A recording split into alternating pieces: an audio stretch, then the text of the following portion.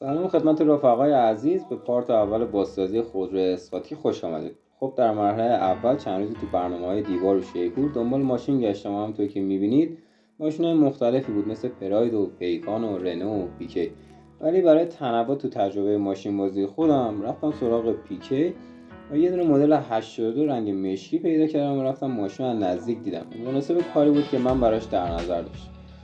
خلاصه با فروشنده توافق کردم و رفتیم دفتر خونه سند زدیم. ماشین رو بردم تو پارکینگ خونه، اونجایی که قرار تا اونجایی که میتونم و ابزار دارم کار بازسازی رو خودم انجام بدم و نشون بدم که با داشتن ابزار میتونیم خودمون این ماشین مدل پایین رو بازسازی کنیم. خب بریم برای باز کردن لوازم داخل ماشین. اول چند تا عکس از داخل ماشین ببینیم که در چه حال و روزیه. وسایل داخل ماشین رو ریختم بیرون و شروع کردم به باز کردن صندلی‌ها. وقتی اولین صندلی رو باز کردم با این صحنه روبرو شدم. هر چی بگی زیر این صندلی پیدا میشد، در رسید کارتخان و پیچ و مورو و قیچی و آرشگری و چسب بیمارستان و خلاصه بگذاریم. صندلی‌ها رو باز کردم، گذاشتم گوشه پارکینگ. رودری عقب رو هم باز کردم. قاب کنسول وسط رو مشاهده کرده که یکم کثیف بود.